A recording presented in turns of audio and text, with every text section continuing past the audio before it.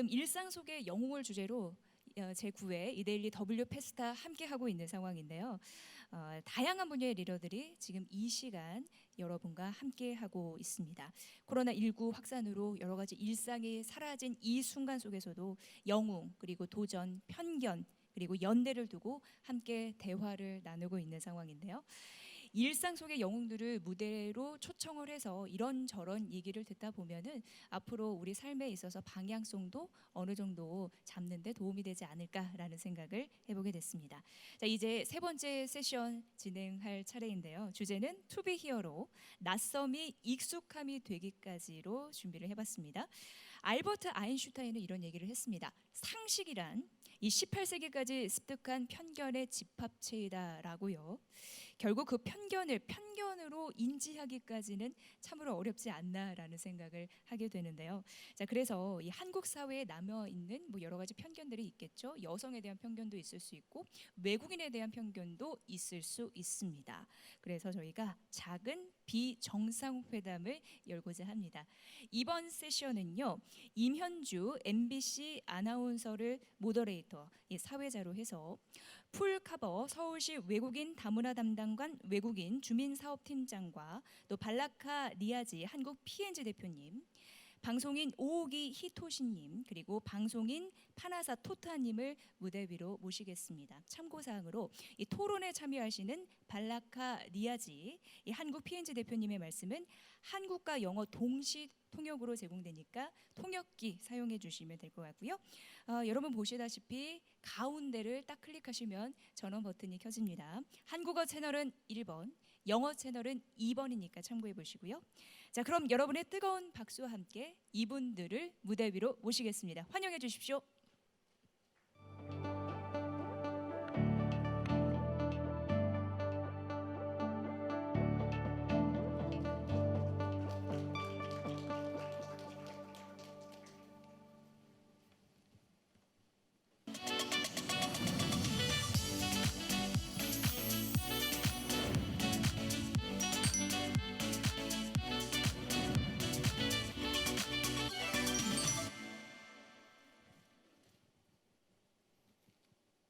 네, 시작이 된 건가요? 안녕하세요. MBC 아나운서 임현주입니다. 네, 이렇게 또 네, 감사합니다. 이렇게 코로나 시대가 돼서 이 현장에 많은 분들이 함께 하셨으면 좋았을 텐데 또 아쉬운 마음을 담아서 온라인으로 시청하고 계신 분들도 반갑습니다. 인사드릴게요. 세 번째 세션입니다. 이번 세션에서는 편견이라는 키워드로 해서 한국에 거주하는 외국인 연사 4분과 함께 이야기를 나눠 볼까 합니다. 일종의 작은 비정상 회담인데요. 오늘 연사 한 분 한 분이 너무 다 말씀을 잘하시고 또 경험이 많으신 분들이라 다양한 이야기를 들을 수 있을 것 같고 참 기대가 됩니다. 이 편견이라는 주제는 제가 평소에도 굉장히 관심을 많이 갖고 있는 주제입니다. 누구나 완벽하지 않잖아요. 자신이 노력한다고 해도 나도 모르게 할 수 있는 게 편견이고 차별이라는 생각을 해서 늘 배우려고 하는데요.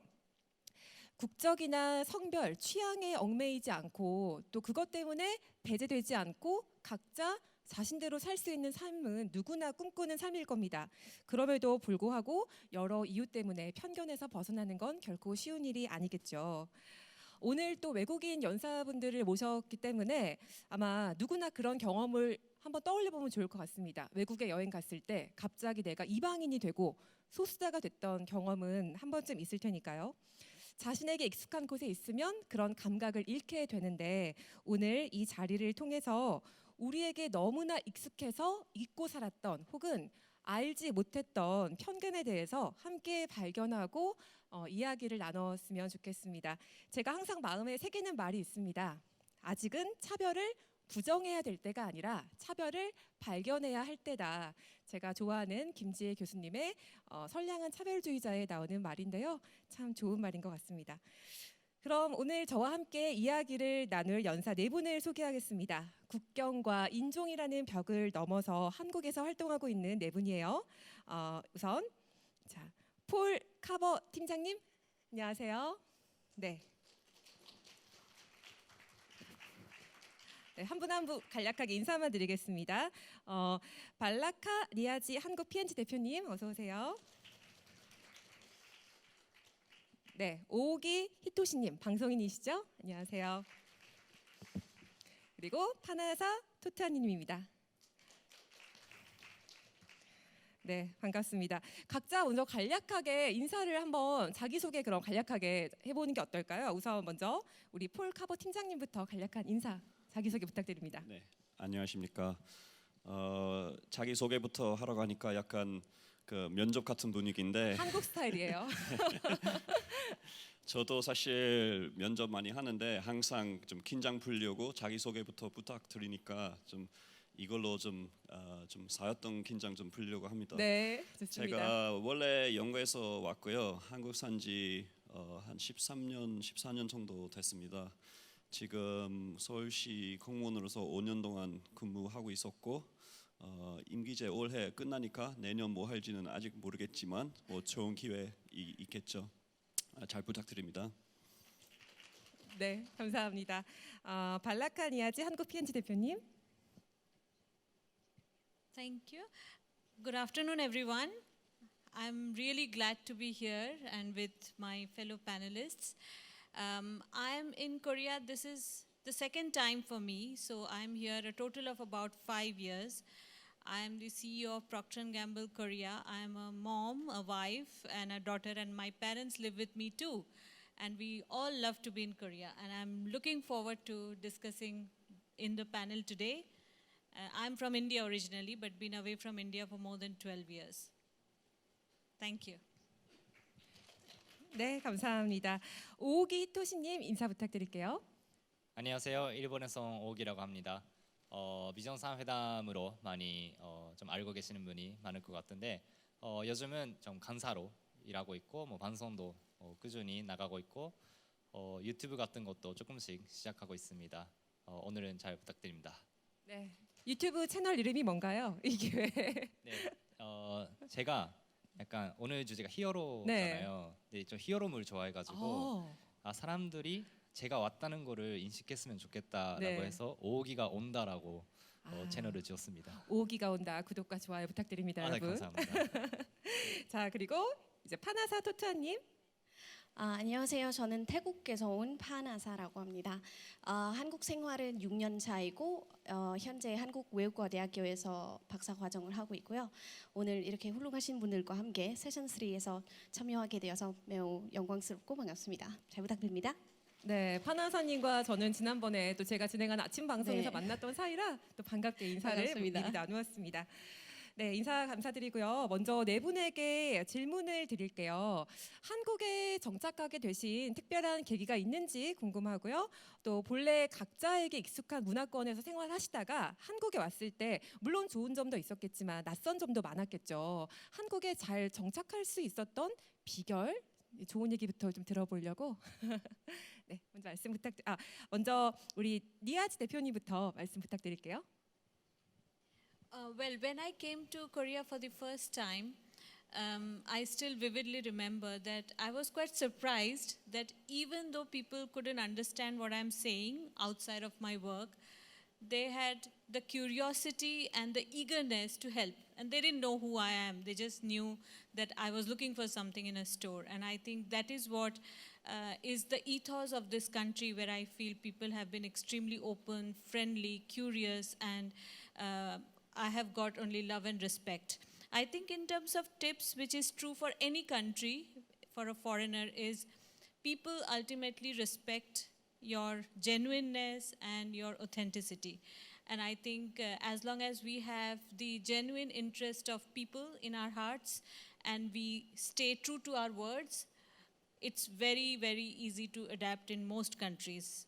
And you know, I wish I could speak as fluent Korean as my panelists, but I can tell you that your English will be much better than my Korean. So I keep keep it to my English for now. Thank you. 네, 감사합니다. 계속해서 우리 파나사님 말씀 들어볼게요. 질문이 뭐였죠? 한국에 괜찮습니다. 한국에 정착하게 되신 그 계기와 또 한국에서 잘 정착할 수 있었던 비결이 궁금합니다.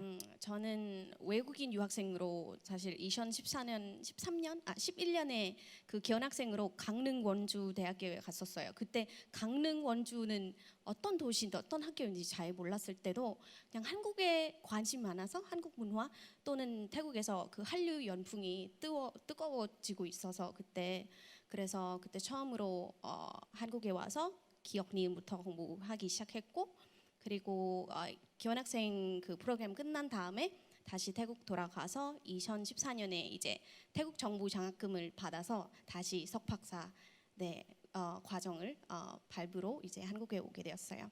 그리고 한국에 잘 살 수 있는 비결은 아마도 한국말을 열심히 공부해야 되고 한국 문화도 이제 적응하기 위해서 많은 노력을 해야 되고 그리고 현지인들과 의사소통하는 게 가장 중요한 그 과정이라고 생각합니다.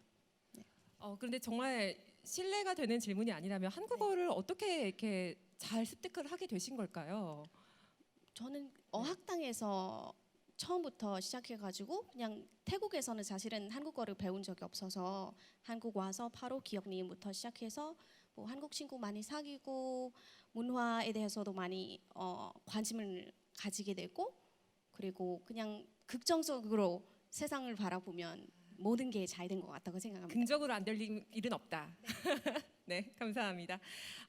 폴 카버님 말씀 들어볼게요. 네, 제가 한국에 정착하는 계기는 좀 복잡한데 원래 92년에 가족 여행으로 한국 땅 처음 밟았고요. 그 다음에 뭐 한 10년 동안 왔다 갔다 했습니다.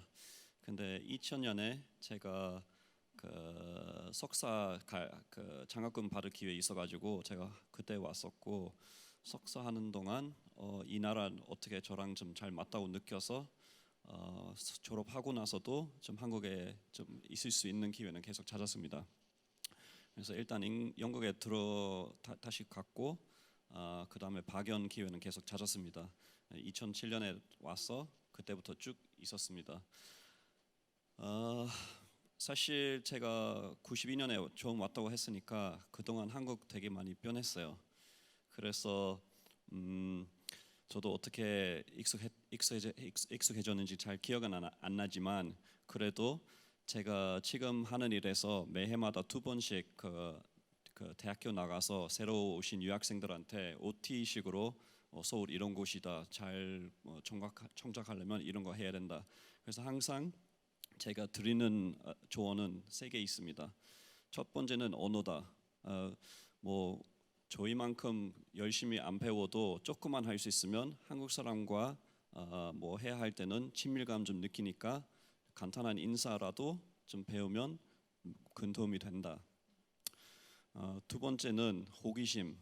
물론 한국이랑 뭐 이 세상에서 나라 되게 많은데 한국이랑 좀 조금 더 비슷한 나라도 있고 완전히 다른 나라에 있으니까 한국에 와서 이거 내가 익숙해진 거랑 너무 달라서 이거에 대해서 좀 부정적으로 보지 말고 호기심 가져서 이거 왜 다른지 어떻게 다른지 좀 파악하고 그러면 생활 조금 더 편하게 할 수 있고 세 번째는 제가 좀 잘 설명했으면 좋았을 텐데 디즈니 영화 프로즌에서 엘사도 저보다 훨씬 더 잘 했어요.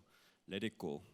한국에서 살다 보면 나의 답답하고 아니면 화나게 만드는 상황 반드시 나타날 건데 그럴 때는 그냥 let it go.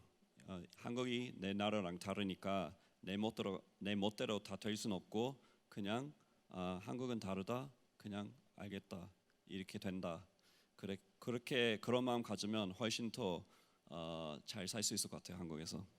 네, 레리꼬 그 말이 결국에 인정이니까요. 다양성과 다름을 인정한다는 말이 아닐까 합니다. 오기님 말씀 들어볼게요. 네, 저는 이제 일본에 있을 때 한국어를 대학교에서 공부를 했어요. 그 후에 한국어가 너무 재밌어서 이제 한국어를 사용해서 일하고 싶다는 생각을 많이 했어요. 근데 당시에 한국어를 사용해서 일하는 그런 약간 회사나 그런 걸 찾기가 정말 힘들었는데 그 중에서 뭐 어쩌다 외교관을 시험을 좀 꿈꾸게 됐어요. 근데 외교관 시험이 너무 어려운 거예요. 중간에 포기했는데 근데 그게 계기가 돼서 제 한국어가 정말 부족하구나라고 느껴서 한국에 오게 됐어요. 그때는 어학당에서 저도 공부를 했고 그리고 그 후에 뭐 우연히 좀 방송에 기회가 돼서 저는 그때 일본에 있었거든요. 근데 이제 인생 한 방이니까 좀 한국에 가면은 뭐 어떻게 되지 않을까 싶어서 한국에 왔더니 지금 어떻게 됐죠? 결과론이지만 근데 저는 이제 제가 계속 살고 있을 수 있는 이유는 그 처음 한국에 왔을 때 저는 여행사를 통해서 왔어요. 근데 한국에서 인천공항에서 내리고 저를 집까지 데려다준 기사님이 저한테 한국이랑 일본은 많이 다르다. 근데 그 차이를 비판하지 말고, 그러니까 평가하지 말고 뭐 그런 것이다라고 생각했으면 좋겠다. 딱 그렇게 얘기를 하셨거든요. 근데 그게 딱 그때부터 그냥 모든 것이 그런가 보다. 이거 문화인가 보다. 그렇게 생각을 하니까 너무 마음이 편하더라고요. 근데 우리가 뭔가 비교를 하면서 사실은 힘들잖아요. 막 우리나라에서는 이런데 여기는 왜 이럴까 이런 생각을 한 그 시점부터 되게 힘들다고 생각을 하는데 저는 지금까지 그런 적이 없고 오히려 더 재밌게 되게 반가웠거든요. 와 이런 거 있어? 막 되게 신선했어요.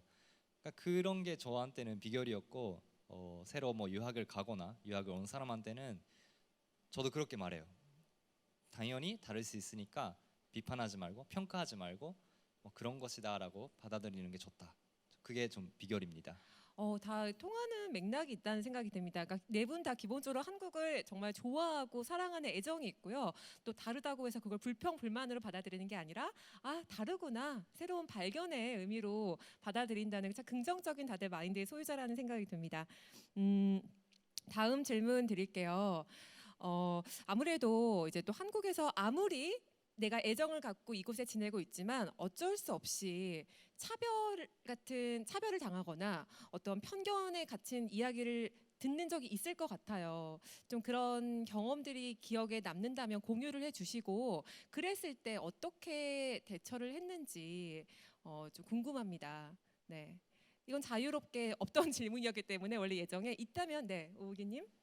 저는 아무래도 뭐 일본에서 왔으니까 네. 뭐 여러 가지 뭐 일이 있었지만 아무래도 방송에 나가다 보니까 저를 모르는 사람한테도 뭔가 메시지가 오거나 아니면 뭐 우연히 본 댓글이라든가 그런 것들이 가끔씩 좀 뭔가 상처받는 것도 있었고 초반에 제일 상처받았던 것은 사실은 한국어로 의리라는 말이 있잖아요. 네. 근데 의리라고 분명히 하고 있고 저도 그런 마음이었는데 갑자기 막 그런 나가라라든가 그런 약간 갑자기 의리 안에서 뭔가 배제가 되는 그런 느낌을 받았을 때 조금 마음이 아팠어요. 저도 한국을 좋아해서 한국에 왔고 한국어를 열심히 공부하고 뭐 적응하려고 하는데 또 한쪽에서는 그런 소리를 들으니까 마음은 아팠지만 저는 스스로를 슈퍼 포지티브 맨이라고 생각하거든요.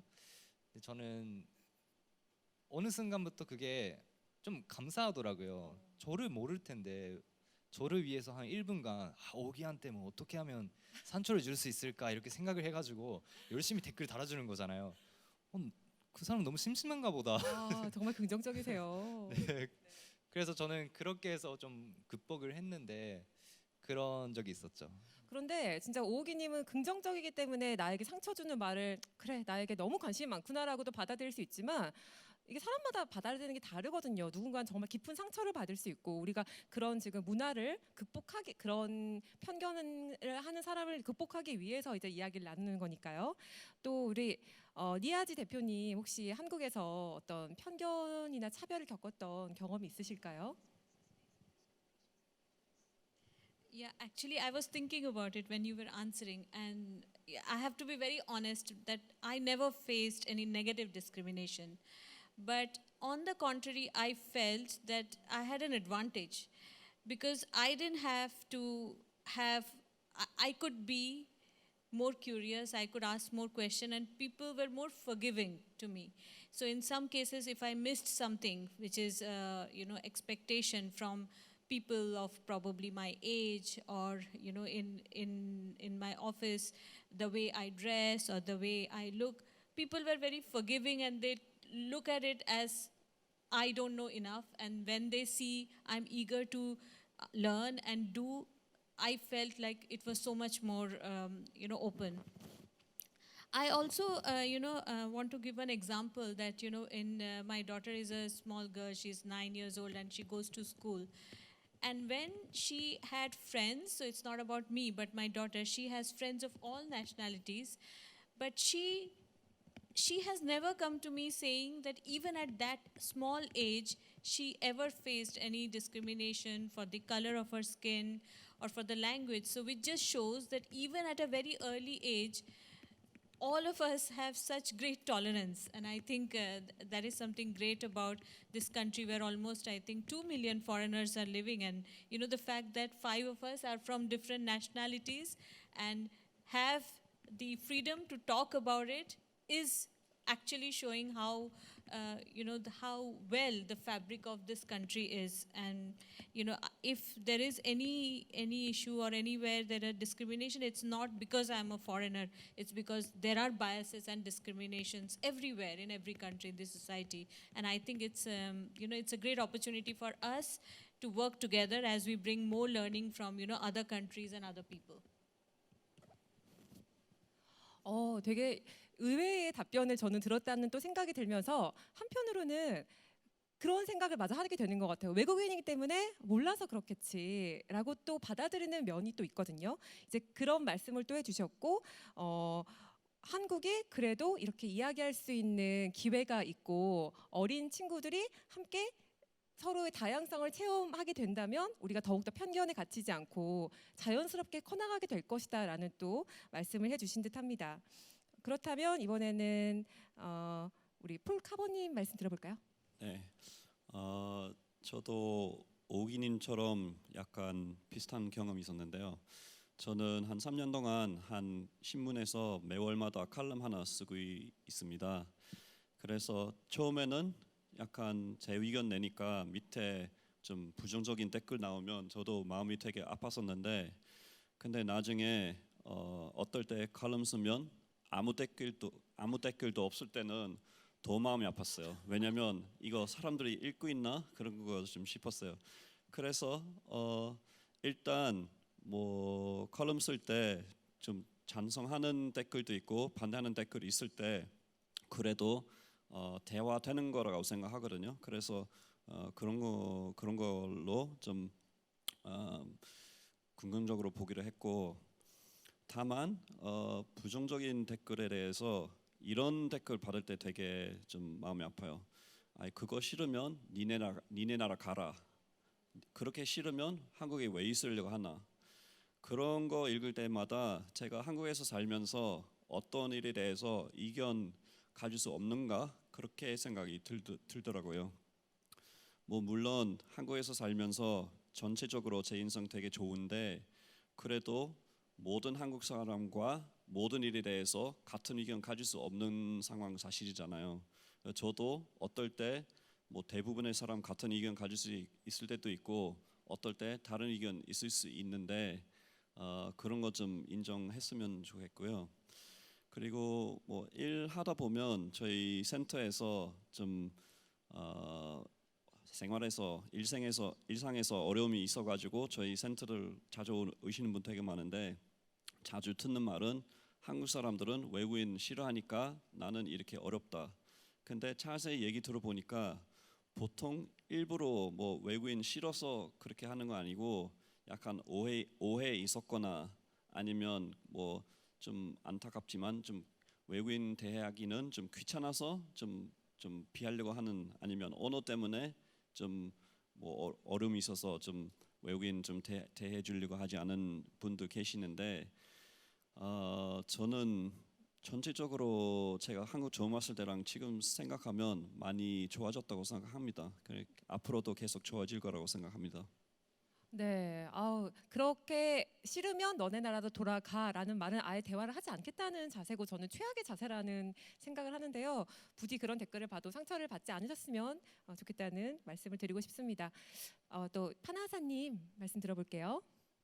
저는 외국인 차별 가운데 그 동남아인에 대한 차별이 심하다고 들었는데 사실은 듣기만 했었어요. 저는 왜냐하면 제가 한국에 외국인 유학생으로 들어왔기 때문에 뭐 교육적인 환경이 있다 보니까 사실 뭐 심한 차별보다는 그냥 문화적인 그런 차이로 인해서 이해하기가 어려운 그런 상황이 더 많았던 것 같아요. 그 중에 처음에 어떤 한국 사람 만났을 때 제가 분명히 저는 태국에서 왔어요라고 했는데 뭐 대화 조금 하다 보면 그분들은 베트남에서 아니 필리핀에서는 아직도 태국, 필리핀, 베트남 이렇게 세 개 국가 헷갈리시는 분이 많더라고요. 그래서 그럴 때마다 조금 서운하고 물론 태국을 뭐 여행 자주 가시는 분들은 태국은 잘 아시고 사랑하겠지만 가끔 그럴 때가 조금 태국은 다른 나라로 아직 헷갈리신 경우가 적진 않아요. 요즘도 있었고 그리고 처음에 한국 들어 여행으로 왔을 때는 2010년, 10년 전이었는데 그때 태국인 친구들이랑 지하철 타고 태국어로 대화도 하고 태국어로도 통화하니까 근데 그때 10년 전이니까 아직 그때 외국 사람들이 한국에 많이 안 들어왔잖아요. 그래서 태국어로 할 때마다 주변 사람들이 막 고개를 돌고 이렇게 쳐다보는 경우가 있어요. 그래서 태국 같은 경우에 만약에 낯선 사람과 이렇게 그 눈을 마주치면은 뭐 살짝 미소 짓거나 아니면 그냥 뭐 눈 피하거나 근데 어르신들은 계속 쳐다보시는 거예요. 웃으지도 않으시고 눈을 피하지 않고 제가 어떻게 행동해야 되는지 몰랐어요. 그래서 내가 뭐 잘못했었나? 또 너무 크게 대화했었나? 그것도 아닌데 근데 나중에 알고 보니까 어떤 한국분 저한테 이렇게 얘기했어요. 한국 사람들은 외국 사람을 쳐다보는 게 막 속에서는 욕하거나 막 안 좋은 생각 가지고 쳐다보는 게 아니라 외국인이 워낙 궁금해서 궁금증이 많아서 그렇게 보는 거야. 근데 그때가 한국말 못하니까 아무 말도 못하는 거죠. 그냥 이렇게 눈 피하고 그냥 멈추고 행동 멈추고. 근데 요즘은 뭐 지하철 뭐 예를 들어 지하철 타면은 어떤 그 어르신들은 저보고 어머 저기 속눈썹 진짜예요?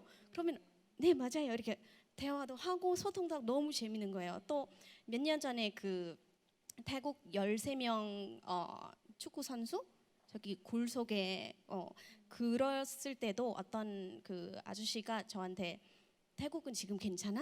뭐 이렇게 상황이 좋아졌어? 그 아이들은 어때? 이렇게 관심이 많으세요. 관심 많고 또 걱정도 해주시고 뭔가 의사소통을 하게 되면 이제 나도 모르게 정이 들었고 긍정적으로 생각하게 되는 거예요. 이제 처음에는 왜 쳐다보는지 이해가 안 되고 막 답답하고 불편하고 그랬는데 근데 요즘은 네, 너무 좋았어요.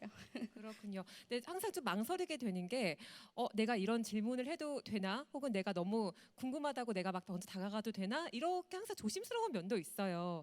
그러니까 좋은 마음을 갖고 다가가는 건 얼마든지 좋다. 네, 그리고 가급적은 눈 마주치면 웃어달라. 네, 그런 말씀 드렸고요. 또 지금 이제 코로나19가 아주 심각한 상황이잖아요. 한국에서도 일상의 모습이 많이 바뀌었는데 각자 고국에 방문하고 싶으셔도 그럴 수 없는 여건이고 각자 전해들은 고국의 상황이나 각자 나라의 상황이나 어떻게 지금 얼마나 심각한 상황인지 어떻게 대처하고 있는지 좀 들으신 바가 있으면 말씀 나눠주시면 좋을 것 같습니다. 이번엔 파나사님부터 말씀 들어볼게요. 저는 태국에 안 간 지 거의 1년 얼마 지났어요. 왜냐면 그 이제 코로나 때문에 국가 비상 사태를 선포했고 사실은 4월부터 외국인은 아예 입국 금지했었고 그리고 6월 말까지는 이제 입국 제한은 조금 풀려가지고 그래도 입국할 수 있는 외국인 수가 아직 한정적이고 제가 태국 사람이어도 들어가기가 좀 기다려야 된 것 같아요. 왜냐면 급하게 먼저 가셔야 되신 태국 분들 뭐 임산부나 아니면 뭐 유학생들이 먼저 가게 하기 때문에 그리고 확진자 수가 태국은 3,600명 정도 있고요. 그리고 사망자는 59명. 확진자가 하루인가요? 네, 아니면 전체 누적이 3,600명? 3,600명. 이게 적은 그 이유가 이제 국가 비상 사태 때문에 적고 그리고 이제 비행기 그 태국 갈 비행기표 전 세계 태국 대사관에서 배정하고 있기 때문에 자유롭게 들어갈 수가 없는 상황이고요. 그리고 태국 그 관광 나라이기 때문에 그 국가 비상사태 선언 발령 후에 그 뭐 외국인 관광객 수, 뭐 추술 감소, 그리고 뭐 경제적인 그런 피해가 커서 진짜 국가 비상사태에 대한 그 불만도 있지만, 근데 이제 감염으로 인한 그런 인력 피해가 비교적 조금 가벼운 편이어서 이에 대해서 찬성하는 사람도 있고 엄청 반대하는 사람도 있는데, 근데 한국 상황과 좀 비교해 보면 한국은 우리가 명동 같은 데 요즘 가면은 너무 막 조용하고 많은 가게들이 문 닫고 경제 피해가 큰데, 근데 한국은 입국 제한은 안 하잖아요. 그리고 국민들도 뭐라 그래야 되지, 그 협조 잘 해주고 뭐 마스크도 잘 챙기시고 의료진하고 정부도 이제 코로나 확산을 방지하기 위해서 여러 가지 정책이 있고 열심히 관리하고 있는데, 제가 한국에 살고 있는 외국인으로서 걱정을 없을 정도로 한국이 아직도 안전한 나라라고 생각을 합니다. 네. 폴 카버 팀장님, 영국의 상황. 네. 먼저 저희 아마 제가 2월쯤에 저기 영국 다녀왔거든요. 그 코로나 완전 조기에.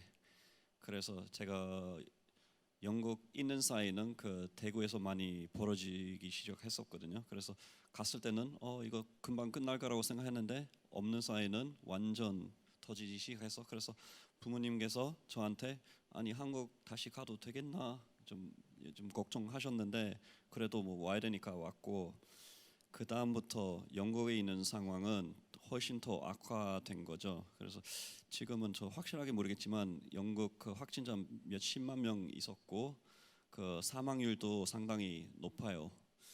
그리고 뭐 저도 올해 뭐 해외 여행도 못 가고 이것저것도 못 하는데, 제가 원래 축구 되게 좋아하는데 그 축구장도 못 갔고 제 개인 생활에 대해서 좀 불만 갖고 있었는데, 저번 주말에 대학교 동기들하고 줌 그 캐첩 하나 했었는데 영국에 있는 친구들 얘기 들어보니까 거기는 너무 심하다, 여기는 별거 아니다. 왜냐면 거기는 영국에서 지금 6명 이상, 6명 이상은 모일 수는 없다. 그리고 그 사재기 때문에 뭐 기본적인 화장지, 뭐 빵, 우유, 술까지는 구하긴 어려울 때도 있고, 게다가 아까 바나스님 얘기한 듯이 한국 사람 대부분 뭐 마스크 잘 적용하시고 그 정부에서 나오는 지식 잘 따라가고 있는데, 영국에서는 반대하는 사람 되게 많아가지고 끝까지 마스크 안 쓰겠다는 사람 있고, 그래서 영국에 있는 상황은 계속 더 심해질 수밖에 없는 상황입니다. 그래서 영국 다시 언제 갈 수 있을지 잘 모르겠지만 완전히 다른 영국 아닐까 싶습니다. 정말 안타깝습니다. 또 해외에서는 마스크가 또 개인의 자유를 침해한다는 것 때문에 또 반대하는 사람들도 많다고 들었습니다. 네, 오우기님, 일본의 상황은 어떤가요? 일본도 저는 개인적으로는 되게 심하다고 느끼거든요. 근데 현지에 있는 친구들의 얘기 들으면 좀 반 정도 포기하더라고요. 거의 그냥 마스크도 뭐 평소에 일본 사람은 마스크 썼었고, 근데 또 마스크도 부족한 상태가 뭐 한동안 있었고, 그리고 딱히 정부에서 그렇게 막 세게 하는 정책도 없는 것 같고, 그래서 지금 뭐 요즘 또 약간 고트 트라벨이라고 여행을 약간 추진하는 그런 정책들을 내고 있는데, 코로나 상황인데 또 그런 정책도 있고, 그래서 사람들이 좀 많이 밖에 나가는 그런 경향이 있다고 하더라고요. 그리고 그런 모이는 거에 대해서도 뭐 좀 신경 쓰이지만 그래도 좀 뭐 어느 정도 좀 어쩔 수 없다 이런 느낌으로 여행지 같은 것도 좀 조금씩 가기 시작했다고 하더라고요. 근데 확진자 수를 보니까 그래도 한 며칠 전에도 한 200명 정도, 200명 넘게 나온 걸로 알고 있고, 되게 경로를 모르는 경우도 있고, 개인적으로는 저는 바깥에서 보면은 좀 많이 걱정이 되더라고요. 그리고 친구한테 들으면 뭔가 그런 느낌도 안 들고, 그래서 좀 이상한 느낌이고, 근데 제가 뭐 다 말씀하셨지만 한국에서 다 마스크 쓰잖아요. 근데 일본에서도 마스크 안 쓰는 사람들도 있어요. 또 끝까지 뭐 코로나는 감기다 이렇게 얘기한 사람도 있었고, 그러니까 그런 면에서는 한국에 있어서 다행이다라고 좀 느끼기도 했는데, 요즘 좀 놀란 것 중에 하나가 그 지하철 탈 때 삐 하면은 마스크 쓰세요 이렇게 좀 나오잖아요. 깜짝 놀라요. 그게 그렇게까지 거기까지 약간 영향을 끼칠 수가 있구나, 세게. 그러니까 그런 것들이 좀 괜찮은 것 같아요. 네, 체감하는 것과 약간 또 알려진 거에 차이가 있다 이렇게 또 말씀을 좀 하시는 것 같고요. 이제 니아지 대표님, 약간 어머님도 같이 한국에 지금 사신다고 들었는데 가족분들 다 함께 한국에 있는 건지, 그리고 인도 상황이 좀 심각하다고 뉴스에서 많이 접했거든요. 어떤가요? Yeah, I think as you may have been reading in the newspaper, so I think India, in terms of the total infected cases, is one of the highest in the world. But you know, we have to realize that India is a very, very large country. It's almost many countries in one country. It's close to 1 billion population with many states. So it's very complex. So while the number of infected cases are high, and even one death is a tragedy, which you know needs to be, we need to admit that there is so many tragedies, families, incomes being affected. But in all this, as I keep in touch with my friends, my classmates, and my extended family, I hear so many inspiring stories of how people who have found their calling in going out of their way, helping others, in finding alternate sources of employment, and also in holding each other out. And I think that is something very inspiring about even this toughest of moments. Also, I found that not just in India, in most countries, because of COVID-19, the underprivileged have had a bigger stress, a bigger share of all unfortunate events, be it lower in employment income or any other impact. So I think the same is true for India and most other countries. So I think it's, it's only our responsibility that we rise up to this and we see what we can do our best to bring these people up, be it providing education support for people who can't afford an iPad. You know, so if you compare with and contrast with Korea, we are so privileged to be here, and I'm so grateful that, you know, I and my family live here, my team, all the people who work with me are safe, and the government, the administration have done such a fantastic job. And the people have actually, you know, like we talked, have done such a good job that the government actually didn't have to do a lockdown. So when I speak to people back home, they're quite shocked that we don't have a lockdown, and we've never had. That is because we have such great level of discipline, self-awareness, and hygiene. Even the, you know, kids won't go out without a mask. And so we are very privileged, we are very fortunate to be here, and I think that makes it even more important for us to do whatever we can for people around us in other countries where they are not as privileged. 맞습니다. 니아지 대표님 말씀처럼 이런 어려운 팬데믹 상황이 되면 가장 타격을 받는 게 약자들이잖아요. 어려운 상황에 있는 분들. 우리가 또 특히 인도에서 지금 많이 피해가 심하다고 하니까 어서 하루빨리 좀 상황이 좋아지길 기도하겠습니다. 또 말씀하신 것처럼 이렇게 어려운 상황에 또 힘을 모으게 돼요. 그러면서 영웅이 또 탄생하게 되고요. 오늘 또 저희 포럼의 주제가 또 영웅에 관한 이야기인데, 연사분들도 각기 다를 작은 영웅이십니다. 각자의 자리에서 맡은 바 최선을 다하고 계시고 뭔가 변화를 이끌기 위해 노력하고 계시잖아요. 그러니까 본인의 이야기여도 괜찮고요. 혹은 내 주변의 영웅에 관한 이야기도 괜찮아요. 어떤 변화를 이끌기 위해 노력한 영웅의 목격담, 나일 수도 있고, 또 그 과정에서 겪었던 어떤 벽이나 어려움이 있다면 어떤 게 있는지 이야기를 듣고 싶습니다. 우선 파나사님 말씀 좀 들어볼게요. 영웅, 태국 영웅이라고 생각하면 제가 태국에서 그 강간 관련된 이야기를 생각나는데, 조금 슬프지만 태국에서 강간 사건은 한 달에 100개부터 200개 정도에 있다고 합니다. 그리고 52%의 피해자가 그 범죄자의 가까운 사람 또는 가족 식구, 그리고 나머지 40 몇 프로는 낯선 사람인 것으로 조사되었고요. 그리고 이제 그 피해자가 범죄자의 가까운 사람이다 보니까 발견한 장소도 이제 발생한 장소도 집에서 한 46, 47% 정도, 나머지는 조금 한적한 그런 곳에서 발생했고, 그래서 제가 통계 좀 찾아봤는데 2017년에 그 강간에 대한 사건 태국에서 일어난 것들은 2,800개 정도 있고요. 그리고 2018년은 2,500개, 그리고 작년에는 1,900개, 조금 줄어들었지만 그래도 아직 안심할 수가 없는 상황이고 아직 많이 걱정스러운 상황이라고 생각을 하고요.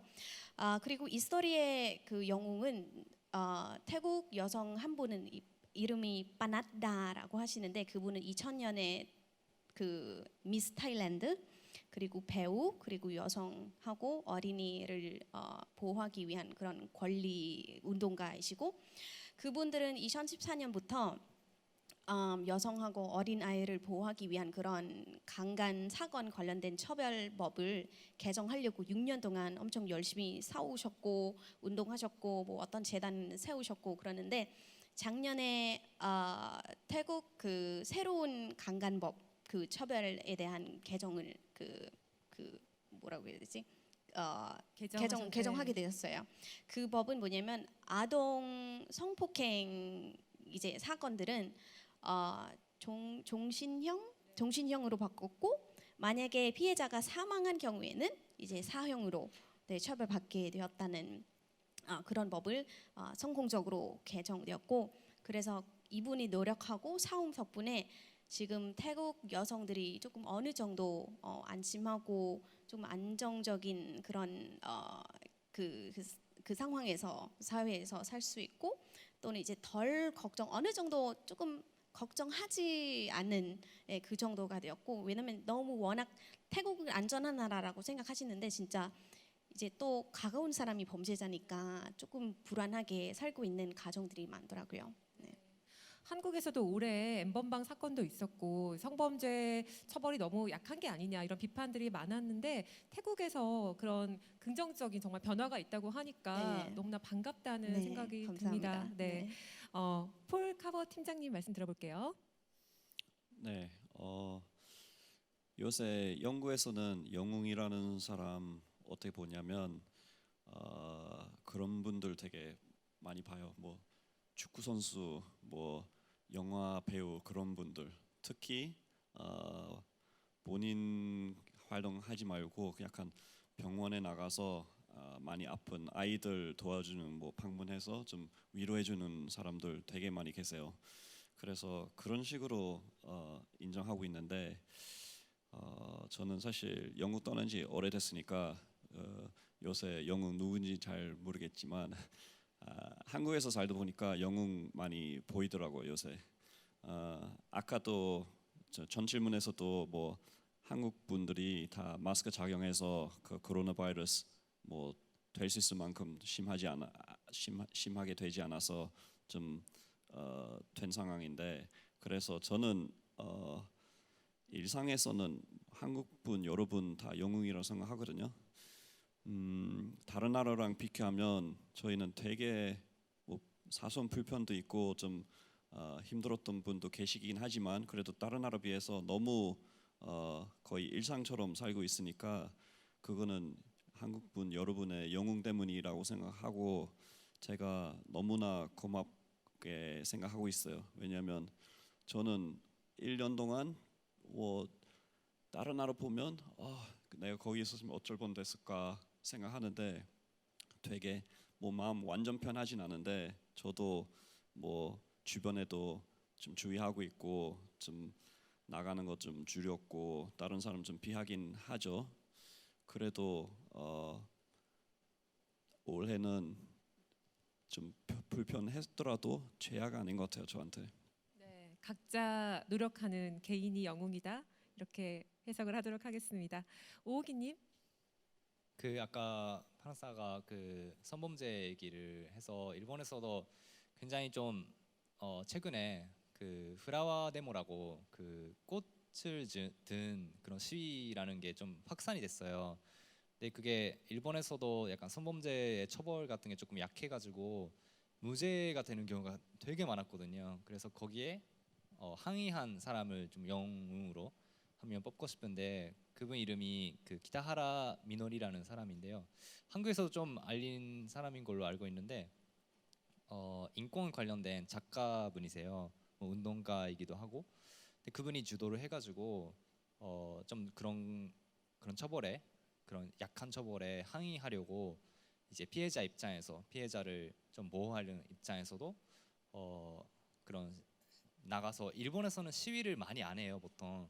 근데 막 그 거리에 나가가지고 뭐 이러이러한 피해가 있다 그걸 알려달라. 근데 그런 걸 통해서 사실은 거리에서 하니까 그런 성범죄에 있어서는 특히 남자의 그런 인지가 정말 중요하다고 저는 생각을 하고 있는데 어떤 사람은 그런 사실이 있는지 몰랐다 하면서 또 거기에 참여하게 되고 지금도 꾸준히 시위를 하고 계신다고 하거든요. 그래서 그런 노력들이 있어서 지금 일본에서도 조금 법을 강화시키려고 하고 실제로 강화된 부분도 있고 그래서 그런 게 좀 영웅이지 않을까. 그리고 아무래도 제가 어느 정도의 그 영웅이 지 편하게 않을까. 말씀하세요. 네. 네. 사실은 뭐 그렇게 뭐 제가 영웅이다가 아니지만 그래도 그러고 싶었어요. 왜냐면 저는 외교관이 되고 싶었고 외교관이 되고 싶었던 이유 중에 하나가 좀 관계가 계속 조금씩 나쁘잖아요. 근데 좀 그게 안타까운 마음도 있고 저는 한국어를 공부한 입장에서 그냥 사이좋게 지내고 싶은데 어떻게 하면 좋을까라고 생각을 해서 처음에는 외교관이었다가 이제 좀 민간 교류 쪽으로 지금은 활동을 하고 있는데 이 민간 교류가 조금 많아졌으면 좋겠다고 맨날 생각하고 있고 그리고 한 시민이지만 그런 한 명의 노력이 어떻게 보면은 더 큰 그런 성과를 낼 수 있다고 생각을 해서 이거는 뭐 대화밖에 없다. 뭐 제가 뭐 일본 쪽에서는 제 이름 찾으면 뭐 여기 나오고 막 그런데 상관없이 그냥 제가 이렇게 여기에 나와서 뭐 교류를 하는 듯이 꾸준히 교류를 해 나가야 되겠다 그런 의미로 활동을 하고 왔기 때문에 저도 어느 정도의 영웅이지 않을까. 맞습니다. 그러니까 한국과 일본 정말 많이 하는 말이 가깝고도 먼 나라라고 하잖아요. 네. 뭐 외교적인 관계는 또 그럴지 몰라도 우리 그냥 민간에서 서로 대화를 많이 하고 그렇게 아래에서부터 올라가는 게 바람직하지 않을까라는 생각도 들고요. 저도 대학교 때 개인적으로 한일 학생 포럼이라고 일본 친구들과 함께 교류하는 시간이 있었는데 그때 굉장히 어떤 나의 편견, 오해를 깨는 계기가 됐던 또 기억이 납니다. 네, 오호기님 인간 외교관으로서 또 많은 활동을 부탁드립니다. 네, 네, 감사합니다. 또 방송을 하시니까 그만큼 영향력이 있으신 거잖아요. 네, 그래서 네. 그 들은 얘기 중에 오기를 방송에서 보고 일본에 대한 편견이 그런 아, 깨졌다 이렇게 네. 얘기를 해주신 분들이 되게 많았어요. 그래서 그게 되게 고마웠고 뭔가 활력이 됐어요. 네, 감사합니다. 니아지 대표님에겐 다른 질문을 또 드릴게요. 지금 또 한 기업의 대표님이시고 또 제가 직장이다 보니까 또 제가 생각하는 좋은 리더, 뭐 여러 리더들이 있지만 각 구성원들의 그런 리더십, 각자의 리더십, 각자의 다양성을 발현하게 해주는 게 또 굉장히 리더의 중요한 역할이라는 생각이 듭니다. 근데 한국에서는 아무래도 아직까지 상명하복의 문화도 있고 여성의 경력 단절들도 이슈가 되기도 하고요. 대표님이 지금 P&G가 다국적 기업으로서 성평등 구축 문화를 조직 문화를 구축하고 있다고 들었는데 한국이 좀 참고할 만한 한국 P&G의 어떤 문화라고 해야 될까요? 조직 문화 뭐가 있을까요? I think it's 마이크. It's not just in Korea, but around the world. There are, many challenges that all of us are facing. We are far from ideal when it comes to equality and inclusion, and that's a fact.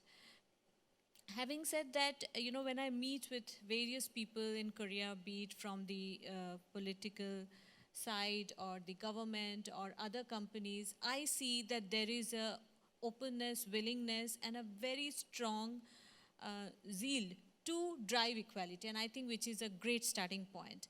I also see there are many good changes which have happened. In fact, when I came here for the first time in 2014 versus today, I can already see the change.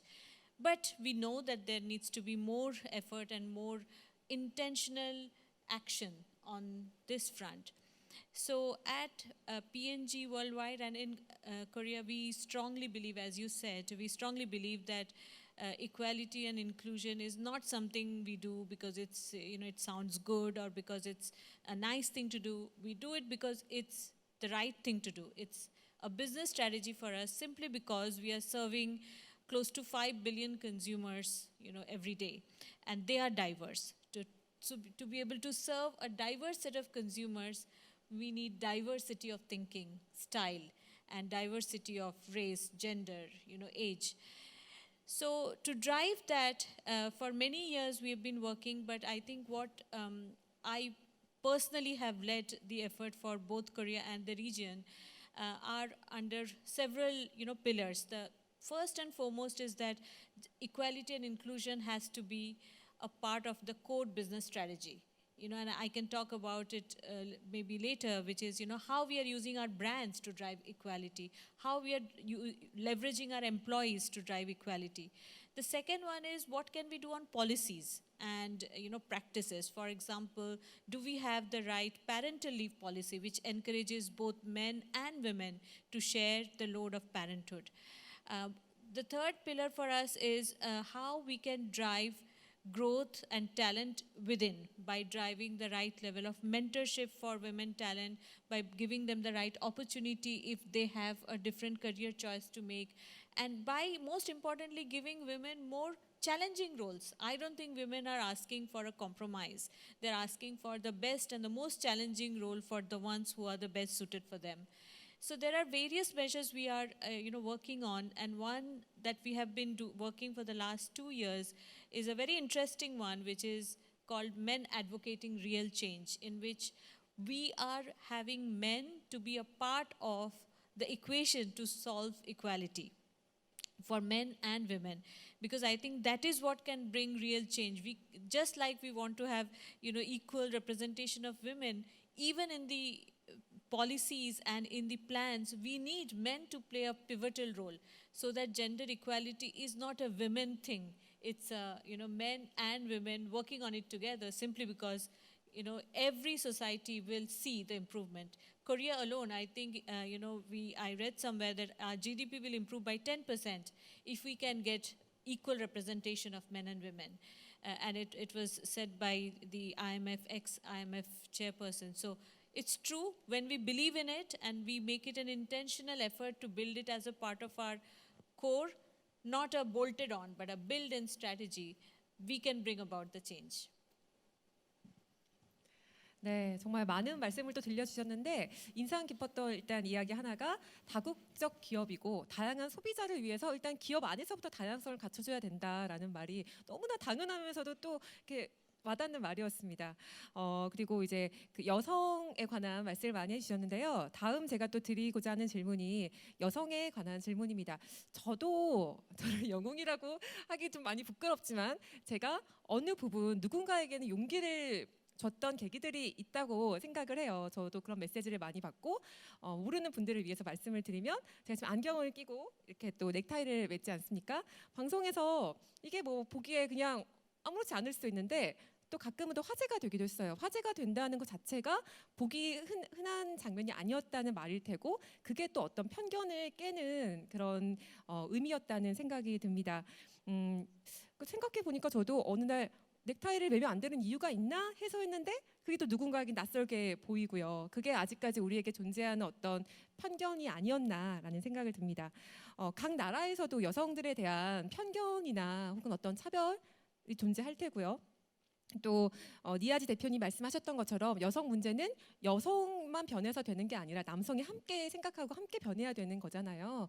그래서 각 나라에서 존재하는 어떤 여성에 대한 편견과 또 그런 것들이 어떻게 변화하고 있는지 좀 말씀을 듣고 싶어요. 우선 니아지 대표님부터 말씀을 들어보도록 하겠습니다. Yeah, you know, one of the there are many things happening. I think this is a very broad topic, and there is a lot of work happening everywhere in the world.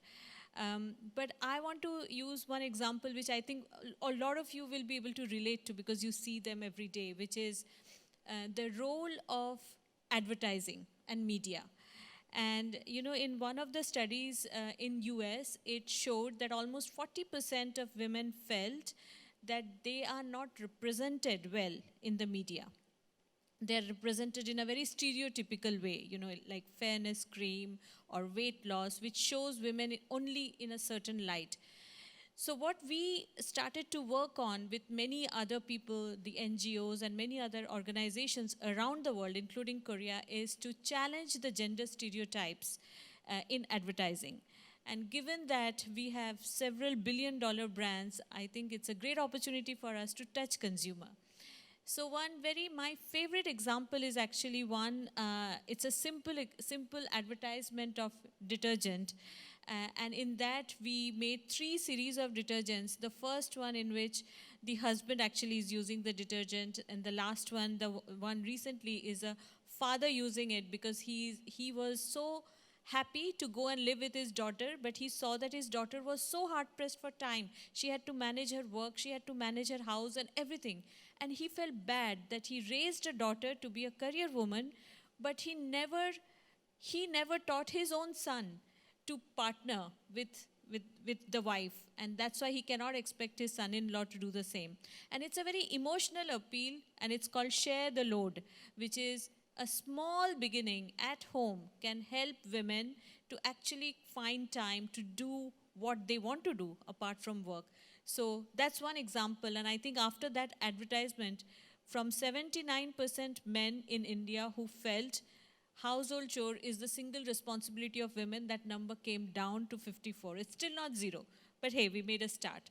I think there are many such examples in which we are using advertisement, and I see many of us are using, and you are inspiring yourself by challenging gender stereotypes. Closer to home in Korea, we have, if any of you, have seen, or you can go on to YouTube and see, we have a Downy detergent. And you will see that on the Downy detergent commercial, we are not showing a woman, we are showing a man who is, doing the detergent because it's so good that it's so easy for the dad to do it. I think, it's not that by sharing the load at home, we are going to solve the gender equality challenges, but I think it is symbolic. And sharing the load is the beginning, and then sharing the dream of your partner is where I see it go, and which is what I expect from everyone, from my spouse, and I think we all should expect from our partners, our family members, in which we share the dream. It's not just for, I'm not working because I just want to earn money, because I want my family to do well. I want my daughter to have a great experience, and I think our partners need to start appreciating. And when we make this small start, I think we can see a brighter future. 네. 정말 많이 공감을 하는 게요. 저도 이제 미디어에 종사하는 사람이고 그 방송에서 어떻게 남녀의 역할이 비춰지는가가 굉장히 많은 사람들의 생각에 영향을 미친다는 생각을 들어요. 그래서 익숙하지 않은 장면을 보여주면서 저게 당연해지는 날이 오도록 많은 또 역할을 하고 계시다는 생각이 들어서 감사하다는 말씀을 드리고 싶습니다. 파나샤님 말씀 들어볼게요. 저는 어렸을 때 그 태국에서 여성에 대한 이미지는 일단 바른 행동을 해야 하고 말도 많이 안 해야 하고 요리, 집안일, 양육에 대한 역할은 여성이 책임져야 되는 부분이고요.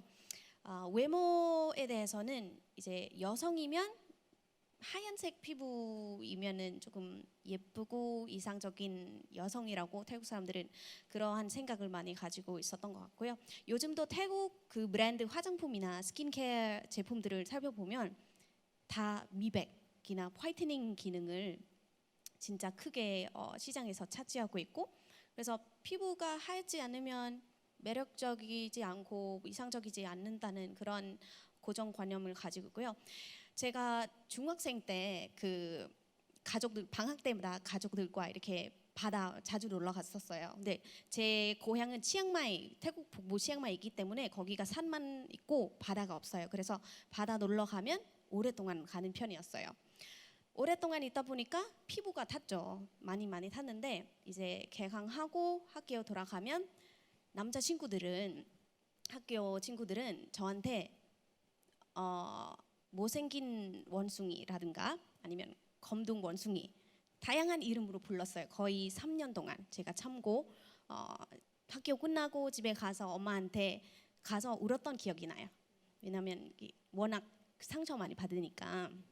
그래서 이 피부가 하얗지 않기 때문에 그 학교에서 애들끼리 괴롭혀서 일어나는 일뿐만 아니라 태국에서도 6년 전에 최근에 6년 전에 지상철 안에 있는 그 어떤 광고 포스터가 있어요. 포스터 중에 그게 어떤 광고냐면 그 이너 뷰티 음료에 대한 광고인데 저기 좌석 위에 뭐라고 써 있냐면 여기는 피부가 하얀 사람 좌석이다. 그리고 옆에는 이너뷰 그 음료 광고 사진이 있었어요. 그것 때문에 진짜 인종 차별적이고 뭐 편견이고 뭐 잘못된 가치를 가지고 홍보한다는 점에 많은 공격과 비판을 많이 받았고 큰 화제가 됐었어요. 근데 그 후에도 아직 몇 개 회사가 실수하고 있어요. 이런 그 찾아보면 태국의 뭐 까만색 피부는 안 예쁘다 그런 광고가 많아요. 그래서 태국 사회에서 태어난 여성들이 이제 워낙 그 어릴 때부터 우리가 뭐 피부가 여성이면은 피부가 핑크색이어야 한다, 하얀색이어야 한다 그런 광고가 많은 환경에서 자라왔기 때문에 어린 아이들도 요즘 성인들도 이제 뉴스 찾아보면은 아직 그 피부 색깔 때문에 싸우고 있거나 아니면 놀림 많이 당하고 있다고 그런 뉴스 종종 나왔어요. 네, 정말 획일화된 미의 기준에 대한 반발심, 거부감 지금 한국 사회에서도 굉장히 뜨겁게 일어나고 있고 정말 그 각자 책임자들이 전 역할이 굉장히 중요하다고 생각해요. 그런 광고를 만드는 사람들이 더 의식을 가져야 되고 누구나 의식을 가져야 되지만 더욱더 다시 한번 생각하게 되는 지점입니다. 폴 카버 팀장님 말씀 들어볼게요. 네, 영국 같은 경우에는 남녀 평등 역사 다른 나라보다 조금 긴 것 같아서 그 다른 나라만큼 심하지 않은 것 같은데 그래도 여전히 여성들이 겪는 문제도 있습니다. 예를 들면 인건비 문제. 아마 같은 일 하고 있어도 많은 남성분들이 여성분들이 연봉 더 많이 받을 겁니다. 그리고 승진한 기회도 좀 덜 나타나는 것 같아요. 그래서 영국의 재벌이나 그런 회사도 보면 임원은 대부분 남성분이고 그래서 그 문제도 열심히 해결하려고 하는 것 같아요. 그리고 오히려 여성들이 뭐 일하고 싶을 수도 있는데 그냥 집사람으로서 뭐 집에서 애 키우는 것도 충분히 할 수 있는 선택이라고 생각하는데 요새 그런 선택한다면 약간 부정적으로 보는 사람도 있습니다. 그리고 마지막으로 여성들이 좀 불만이 있는 거는 약간 슈퍼맘의 개념이라는 거 있어요. 일하더라도 일에서도 무지 성공해야 되는 부담도 있고 퇴근하고 집에 가서 집에서도 약간 애도 키워야 되고 집안일 다 해야 되고 그런 모든 거 다 성공해야 된다는 모든 have to do everything. 그래 아까 얘기하신 것처럼 좀 영국 남자들이 집에서 조금 더 도와줄 필요 있는 것 같아요. 네, 말씀하신 것처럼 여성들은 일을 하면서도 죄책감을 또 가져야 되는 면이 있어요. 내가 그만큼 가정도 잘 지켜야 되고 그런 것에 대한 거를 이제 도와준다고 이제 표현을 하셨지만 함께하는 아까 그렇죠. 표현이 조금 회사에서 네. 평등뿐만 네, 아니라 맞아요. 집에서도 평등 가져야 맞습니다. 좀 잘 살 수 있습니다. 네, 그냥 각자 뭐 남자도 여성도 집안 일을 더 하고 싶으면 집안 일을 할 수 있고 일을 하고 싶으면 일을 할 수 있는 그런 날이 왔으면 좋겠어요. 말씀하신 대로. 네, 마지막으로 이제 대표님 말씀 들어볼게요. 다 들어봤나? 오기님 말씀 들어볼게요. 일본 사회는 여러분도 뭐 많이 아시겠지만 되게 가부장적이에요. 근데 저도 제 아버지를 보면서 조금 그런 느낀 것도 있고 그래서 아직 그런 역할이라고 하는 것들이 많이 존재를 하고 특히 그런 가정 안에서의 역할이라든가 그래서 저도 그 방송을 하면서 나도 모르게 그런 질문들이 나오더라고요. 혹시 뭐 어떤 역할이세요? 이런 근데 그게 굉장히 외국에서는 신뢰가 되는 말인데 뭔가 이렇게 뚝 나오는 그 한 마디가 굉장히 그런 무의식적인 그런 편견을 가지는 그런 것들이 되게 많잖아요. 근데 일본은 그런 게 좀 많은 것 같아요. 사람들이 대놓고 막 나는 차별하고 있지 않다라고 느끼지만 사실은 그런 구석구석 그 한 마디 한 마디에서 나오는 그런 편견들이 많이 존재하는 것 같거든요. 그리고 한국에서도 아까 그 돕는다라는 표현이 사실은 함께 하는 건데 그런 것들이 하나씩 이제 우리가 인지를 하고 그거를 바꿔가야 된다. 사실 저는 설거지 너무 좋아하거든요. 설거지를 다른 사람 보는 거 제가 뭐 그냥 하고 싶어요. 근데 그런 사람들이 얼마나 많아요, 그죠? 그러니까 그런 것들을 너무 그런 아까 광고에서도 그런 중요한 역할을 할 거라고 생각을 하고 우리가 일상적으로 접하는 그런 TV나 사실 일본이라고 하면 애니메이션인데 그런 애니메이션 같은 데서도 사실 그런 불편한 장면들이 엄청 많아요. 그런 것들이 아직 좀 개선을 해야 될 것 같고 그리고 제 스스로는 아까도 말했지만 정말 남성의 역할이 정말 크겠다. 최근에 일본에서 82년생 김지영의 그 일본판 번역이 굉장히 핫했거든요. 그리고 그걸 보면서 정말 많은 사람들이 공감을 하고 눈물을 흘렸다고 해요. 근데 저도 보면서 정말 마음이 아팠고 그게 좀 반성하게 됐어요.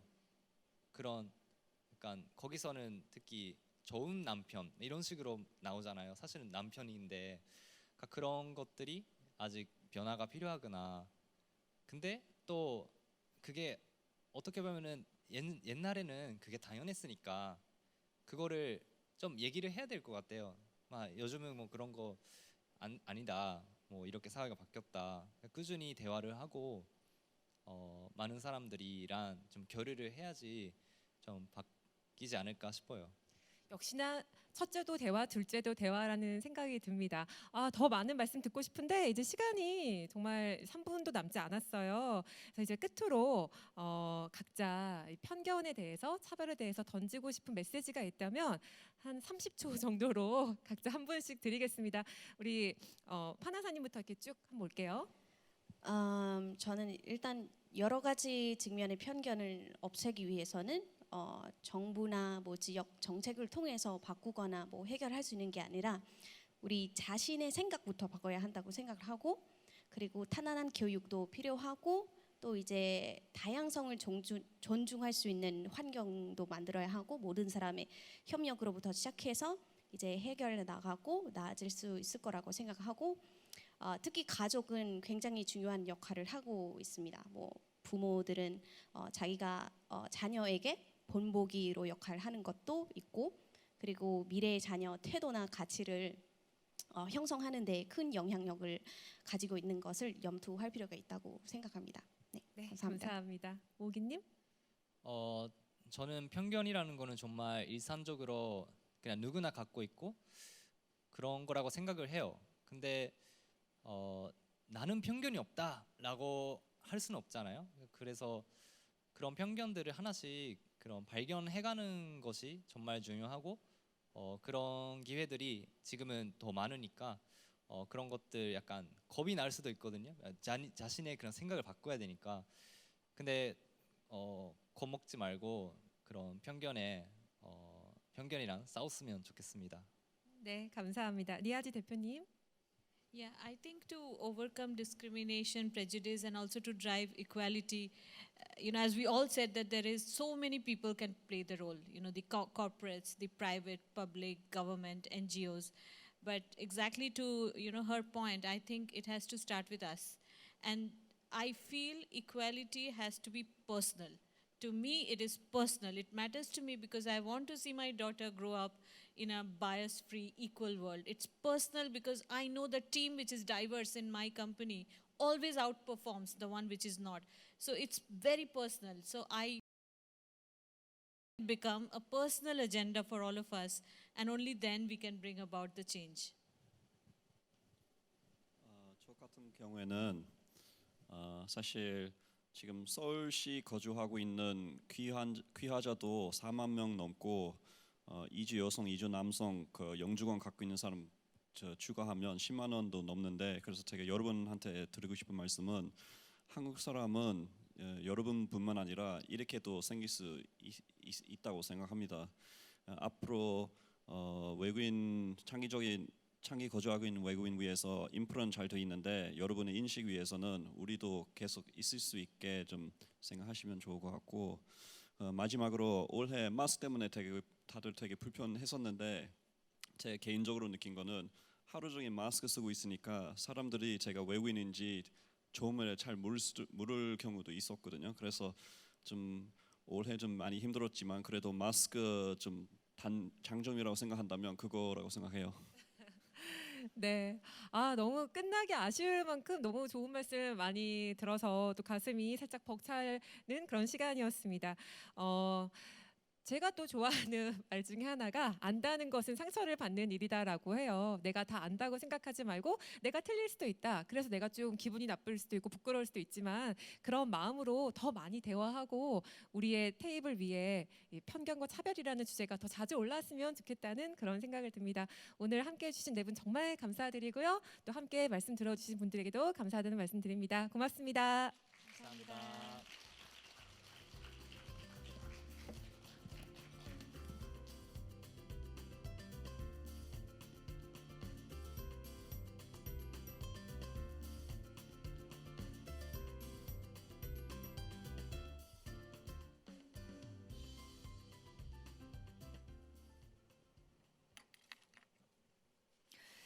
네, 이렇게 해서 투비 히어로 낯섦이 익숙함이 될 때까지 주제로 저희 세션 만나봤습니다. 인종 그리고 차별 여러 가지 벽을 뛰어넘어서 현재 이 자리에 있기까지 한국을 살아가는 네 분의 외국분과 함께한 그런 시간이었어요. 폴 카버 팀장님 그리고 발라카 니아지 대표님, 방송인 오기 히토시님, 방송인 파나자 토트한님과 함께한 시간이었습니다. 한국에 온 계기와 한국 문화에 정착하기까지의 여러 가지 시행착오 이걸 어떻게 극복했는지 알 수 있는 그런 시간이었는데 특히나 어떤 문화이건 여러 가지 관습 그리고 뭐 고정관념 이런 것들이 있다. 그런데 그 다름을 인정하고 여러 가지 사회적 문제를 얘기할 수 있는 이런 공론의 장이 있다라는 것만으로도 우리 사회는 발전하고 있는 거구나. 그게 한국 사회구나. 이런 걸 느꼈다라고 말씀을 해주신 대목 이런 부분에서 저는 인상적이었고요. 그리고 공존의 시대입니다. 울타리를 쳐서 나와 남을 이렇게 가르기보다는 포용력 이런 부분이 조금 더 중요한 시대다라고 아마 여러분도 공감하지 않을까 싶은데요. 극복하려는 의지도 필요하고 그리고 사회적 약자와 함께 가려는 의지 또한 중요해 보입니다. 진정성 이런 부분을 좀 느낄 수 있는 이번 세션이 아니었나 싶습니다.